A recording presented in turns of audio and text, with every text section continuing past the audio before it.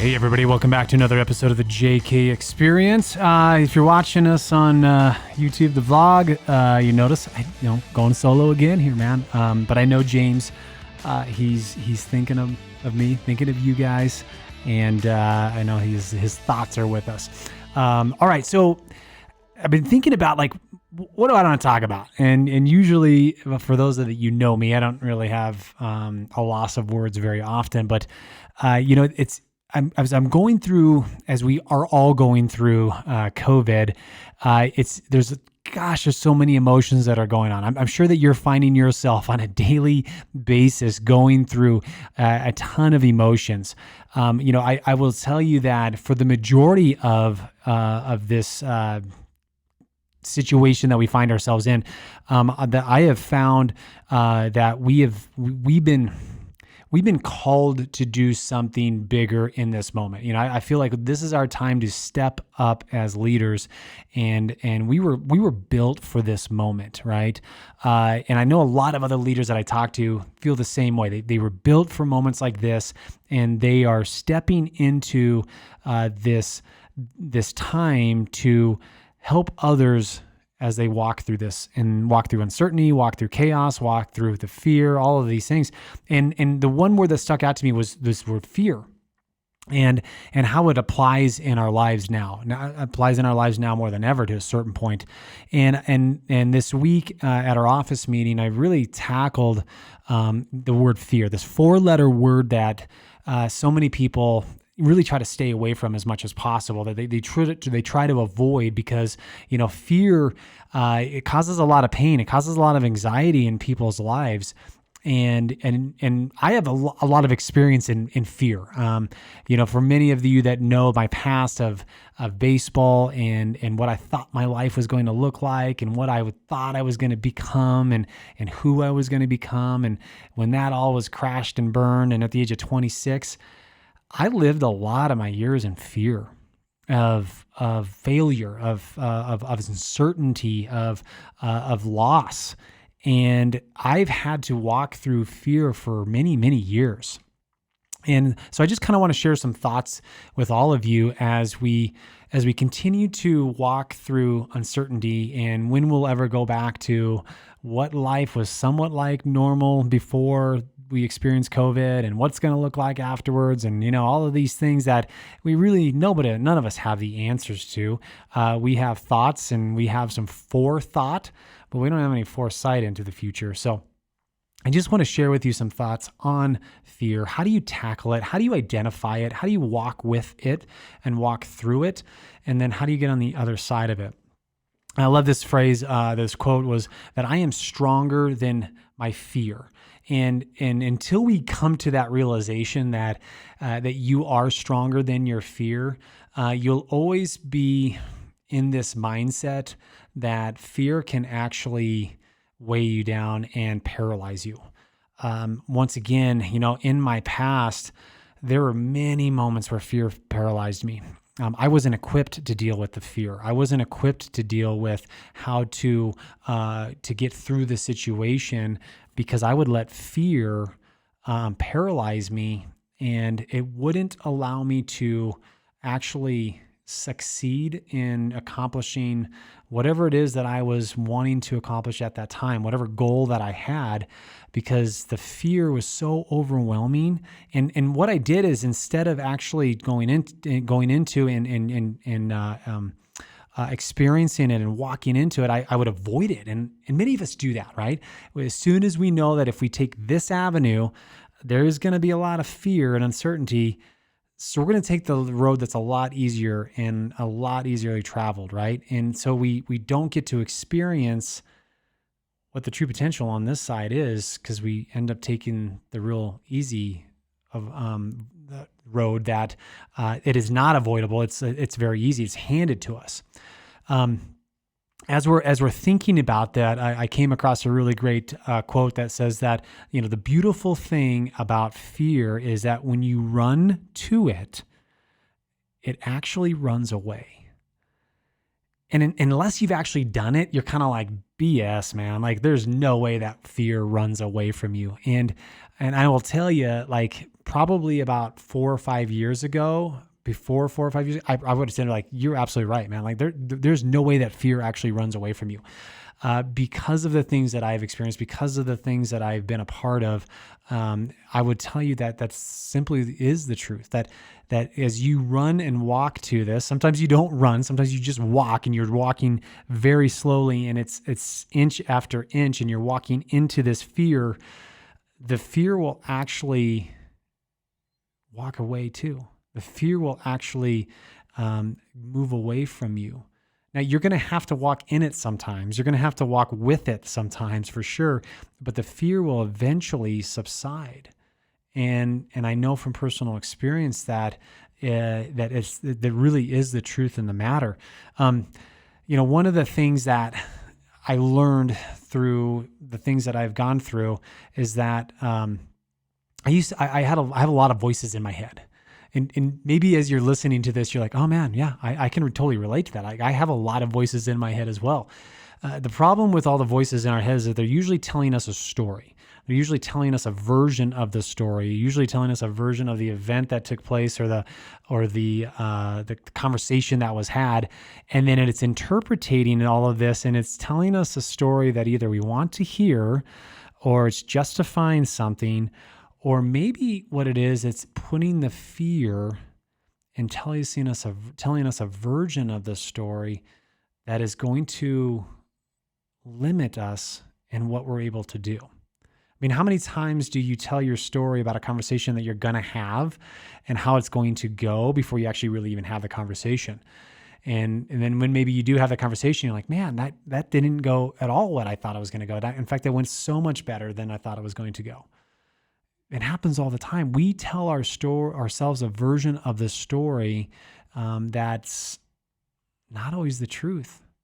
And if James was in here, we would talk about this. But as leaders and as people that are walking with other people that we're leading, we've come to the realization that there's typically two truths to every side of a story. There's two truths in a story, right? There's one person's view of what happened, and there's another person's view of what happened.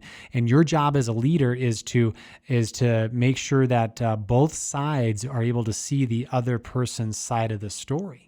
And understand that there's just not one truth. There's just not one person's side of it is not necessarily the truth, because there's always a second person involved in what they're seeing and what they're feeling and what they're hearing is equally as important as the other person's. And so as you're telling yourself a story, you have to realize and you have to get to the bottom of it and say, listen, what really is the truth in this? And realize that through the stories that we tell ourselves, that the fear is actually a reaction of the version of the story that we tell ourselves. It's the reaction of how we're interpreting that story.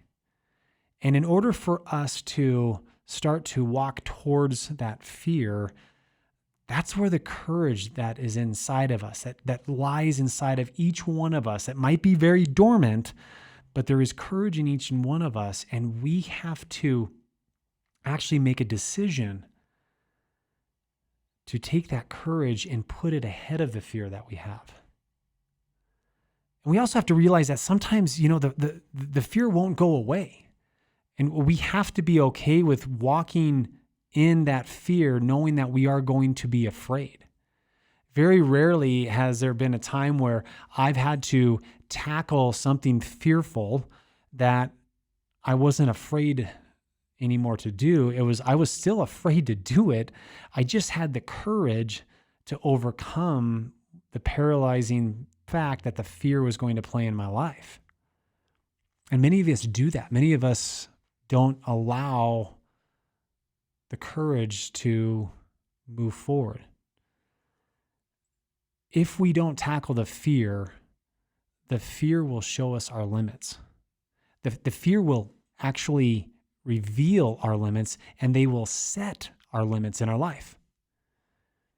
And that's why it's so important for us to face that fear, right? To actually face that fear, walk through it, because then we get to expand the limits in our life. And how many of us have had, tragedy happen in our life, or how many of us have had moments of disappointment in our life, and then from there on, it really set the bar as to what we could handle or what we were willing to handle, because of the fear of going back to that emotion again, the fear of going back to that challenge again, and it just started to limit who we could become because of the fear that we never wanted to experience again. And the interesting thing about fear is that it all lies within our head. Like, it literally is just all right here. It's not a physical presence. It's not something that, like, when you walk into a room, there's fear in that room, right? The fear that you have, the fear that you feel, is all in your head. Now, it's in your head because of past experiences. It's in your head because of uncertainty. It's in your head because of the things that you've been conditioned to, but it's all in your head. And that's the great thing about it, is that if it's in your head, then you can control what you tell yourself. You can control how you're going to react to the situation. You can learn to have that courage and what it takes in your life to overcome that fear that is in your head. I love, there's a quote that I came across as I was preparing for this, is that it says, God can use even the ashes from our worst choices to make something good.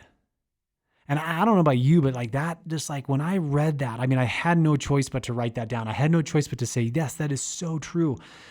Because for so long, I thought the ashes that I had in my life, the things that I had burned in my life, were really the image of a life that I would never achieve again, or even achieve for the first time, for that matter. Like, the ashes were a reminder of the things that I have destroyed. The ashes were a reminder to tell me and show me the limitations in my life. How many of you are constantly looking at the ashes in your life? The things that you've burned, the regrets that you've made, the choices that you've made, the decisions that you've made. And you still look at that pile of ashes, and it reminds you of the person that you were. Not the person that you are, the person that you're becoming, but the person that you were, and a lifetime difference than who you are now, right? And you just go back to that, and you can never get over that. And I'm not going to talk about forgiveness, because that when you are able to overcome the fear, then the forgiveness is the next part of how you become this person that you desire to be. But if you don't overcome the fear, then you can never forgive yourself, to be honest with you, and you can never forgive others, for that matter. And so you have to be able to look at those ashes and realize that God can make something amazing out of it. I've experienced that personally. I've been able to take the so-called ashes in my life, in my past, and I've been able to see how God has used that for some amazing things that I never could have imagined, nor could I have ever done on my own. Nor could I have ever done it if I never would have experienced some of those painful memories and painful chapters in my life. And I get to see the good out of that now, but walking through that is so tough. It's so challenging. It's heartbreaking. But unless we're able to walk through that fear, you never get to see the good that it can actually produce in your life. So how do we face the fear, right? So the other part of the most important part of this is now that we've identified it, now that we've put a foundation to it, but how do we face it? And I kind of alluded to this before, but the one thing that I have learned over the years and all of the things that I've experienced and done is that I had to tell myself the true story. I had to start telling myself the truth. Not the version that I wanted to hear, or the version that I kept on telling myself, or the version that I allowed the fear to tell me, but I had to find the truth of the story. And once I found the truth, once I was able to actually understand the truth of the story from everybody's points of view, right? Then I was actually able to ask myself, what do I want to experience from that? Like, what is the lesson? What is the thing that I want to be the outcome from that experience, that event that happened? Because if I'm going to face the fear, then I better know what I want to get out of it. What am I willing to do to face it in order for me to experience this result? And many of us don't want to go there. Many of us don't want to, we don't even want to think about that, right? But I'm telling you, if there's a fear in your life that you're experiencing, if there's a fear that you're having to walk with, you have to face that, and you have to be willing to see what outcome you want in order for you to walk through that fear. And I will tell you that all of this stuff that I'm saying to you, most of it, all of this stuff, some of it's conversations with other people, but most of it is in your head. You have to get into your head and say, okay, what is the outcome that I want? And what am I willing to do to face that internally? Because I got to get the story straight in my mind, right? For me, it was that I was a failure because I never succeeded in the ultimate thing that I believe that God was creating me to do, right? And no one could fix that. No one was going to say the words that I needed to hear except for myself and except for God. And I had to go to that place within myself in order to heal and in order to actually get on the other side of the limitations that I put in my life. Are you willing to do that? Are you willing to have the conversation in your head? The other thing that was so powerful that I learned was that I had to understand who was sitting at my table. Now, many of you have heard me say this, about talking about people at your table, and it's so important, you guys. I know that it can come across very flippant and, oh yeah, that sounds like a great idea. I know, I'm telling you, if you're going to face fear in your life, if you're going to walk through it, you better have people sitting at your table that love you and that you can trust. Because you're going to need them. You're going to need them to fill your cup, to give you that strength to tackle what it is ever that you're going to face. Whether it's a decision in your life, whether maybe you're going to get a new career, maybe you're going to make a move and you're going to move to another city and you're going to take the family. Maybe it's just a decision that you need to make financially for yourself. Maybe it's just something that you need to do. You need to have amazing people sitting at your table in order for you to have your cup filled, so that you have the confidence to move forward. And then the other thing is that as you're going through this battle, as you're going through this challenge, you are going to need the strength of other people to help you as you walk through it. Because it doesn't get any easier. When you make the decision to challenge that fear that you have in your life, it doesn't get any easier walking through it. It gets harder. And you might find yourself halfway through it going, is this worth it? Is this really worth it for me to actually continue to push through? And I'm going to tell you that yes, it is worth it to push through it, but you need to have people to give you the strength when you don't necessarily have it yourself. And so who is sitting at your table is so important. You need good people to walk with you as you face the fear in your life. And the last thing that I would say is that now that you've got these other things in line, now you've got these other securities around you, you just need to do it. You do. You just need to step into that. You need to rip that Band-Aid off, and you need to commit to the plan that you've created, and you need to have those people support you, but then you just need to go. You just need to go. Because when you do, and you face it, then you get to see the person that you've always wanted to become. Then you get to see the limitations that you'd had in your life, and you get to actually see the version of you that without those limitations, all that you could become. And it's a beautiful thing. It's an amazing thing. As I've told the story, as I've talked about, and as I've had to discover, for 13 years after baseball, I had these limitations. I had these challenges in my life, and it wasn't until I went through these steps personally, as I tackled my fears, as I went ahead and just said, you know what, enough of the excuses, enough of what happened in the past, enough of the things that I continue to hold myself back with. I've got to have this conversation with myself. I've got to face the fear that was in here. Then I started to break the limitations that I put on myself. I started to break the limitations that maybe I was blaming other people that they put on me, or other events that happened that I felt like maybe people were putting on me. No, I said, no, I've got to take full responsibility for it. And I'm going to break those limitations that I'd put on myself. And I'm no longer going to be chained to the emotions that I had in the past. And so if you find yourself with this fear in your life that you aren't able to tackle, if you find yourself with fear right now and uncertainty, I would say the process that you need to do is consider telling the truth, trying to find the result that you want out of it. Who is at your table? Have them pour into you, and then you just have to go. And you need to face it. You need to face it for yourself, for others, so that you can become the best for yourself. Sometimes you have to get knocked down, lower than you've ever been, in order to stand up taller than you ever dreamed possible. That quote means so much to me because it's something that I live to. And so today, as I share this fear with you, this concept of fear in your life, I want you to know that this is very personal. In fact, I've got the shirt on today. Faith over fear.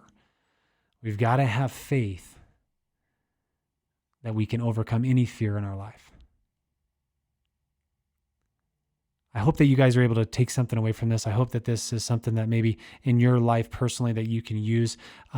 Maybe it's somebody that you know. Maybe it's somebody that is challenged with fear and they're being paralyzed by it, and they need to figure out a way to move past that, break the barriers, break the limits that they've put on themselves.